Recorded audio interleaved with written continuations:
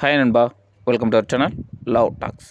இந்த வீடியோவில் உங்களுடைய வேல்யூ இல்லை உங்களுடைய ஒர்த்து என்ன அப்படிங்கிறத ஒரு பொண்ணுக்கு எப்படி ரியலைஸ் பண்ண வைக்கிறது அப்படிங்கிறத பற்றி தான் பேச போகிறோம்.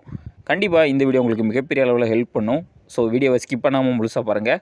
அதுக்கு முன்னாடி சேனலுக்கு புதுசாக இருந்தால் மறக்காமல் சேனலை சப்ஸ்கிரைப் பண்ணி சப்போர்ட் பண்ணுங்கள். நம்ம சேனலோட நோக்கம் நெகட்டிவ் மைண்ட் செட்டில் இருக்க பசங்களை பாசிட்டிவ் மைண்ட் செட்டுக்கு மாற்றி சக்ஸஸ் ஆகிறது மட்டும்தான். Number 1, instead of telling do it.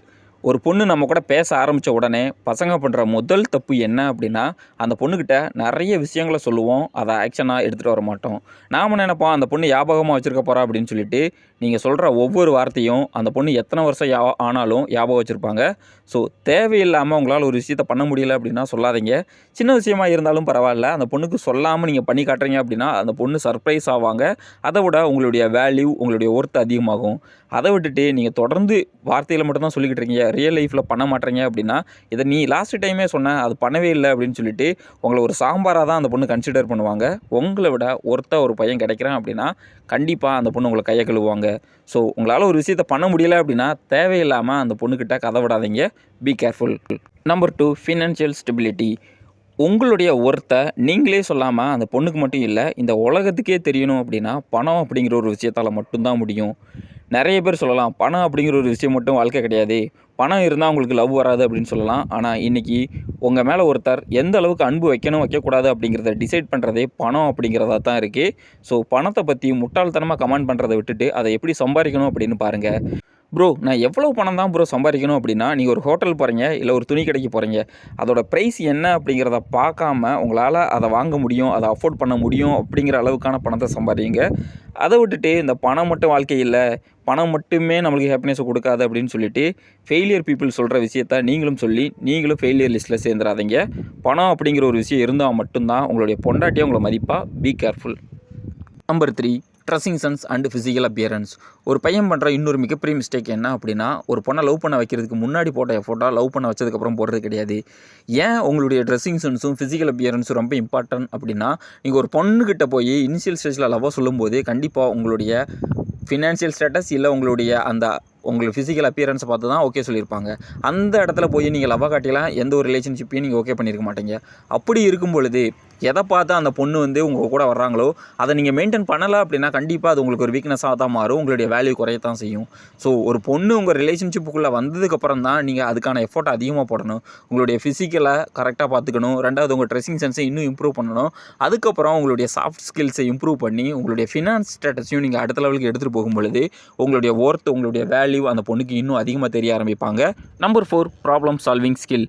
இன்றைக்கி இருக்கிற பொண்ணுங்களுக்கு நீ ப்ராப்ளமாக சால்வ் பண்ணலாம் தேவை கிடையாது. ஒரு ப்ராப்ளத்தை நீ எப்படி அப்ரோச் பண்ணுற, அந்த ப்ராப்ளத்துக்கு எப்படி ரியாக்ட் பண்ணுற அப்படிங்கிறத பொறுத்து தான் உன்னுடைய வேல்யூவும் அந்த பொண்ணுக்கு உன் மேலே இருக்கிற ரெஸ்பெக்டும் அதிகமாகும். நிறைய பேர் நினச்சிக்கிட்டு இருக்கோம், ப்ராப்ளம் வந்த உடனே ஃபீல்டில் இறங்கி அடிக்கணும், கெட்ட வார்த்தை பேசணும் அப்படின்னு சொல்லிட்டு.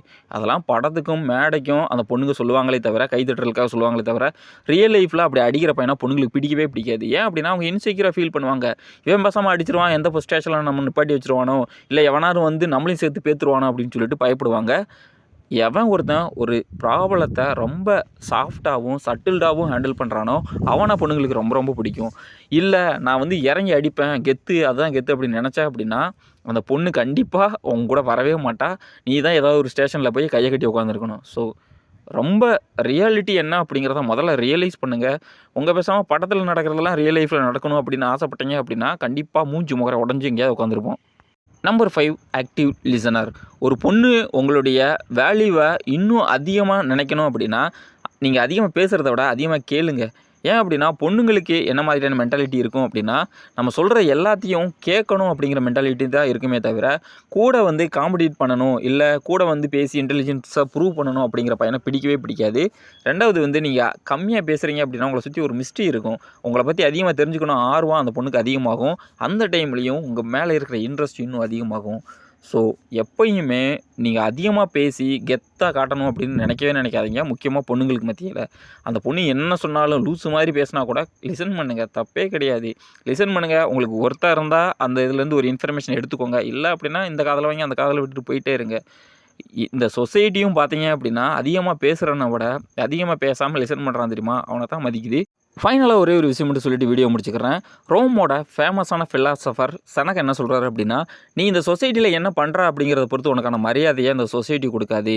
நீ ஒரு விஷயத்துக்கு எப்படி ரியாக்ட் பண்ணுற, அதாவது முக்கியமாக ஒரு விஷயம் உங்கள் கண் முன்னாடி நடக்குது, அதுக்கு ரியாக்ஷன் பண்ணணுமா வேணாமா அப்படிங்கிறத அனலைஸ் பண்ண முடியும் அப்படின்னா நீ தான் இந்த சொசைட்டியில் பெரிய ஆள், உனக்கான மரியாதை ஆட்டோமேட்டிக்காக உன்னை தேடி வரும் அப்படின்னு சொல்கிறாரு. ஸோ சொசைட்டியே, அதாவது ஒரு ஆணே உனக்கான மரியாதை கொடுக்கும் பொழுதே பெண்களும் உங்கள் மேலே அட்ராக்ஷனில் வருவாங்க.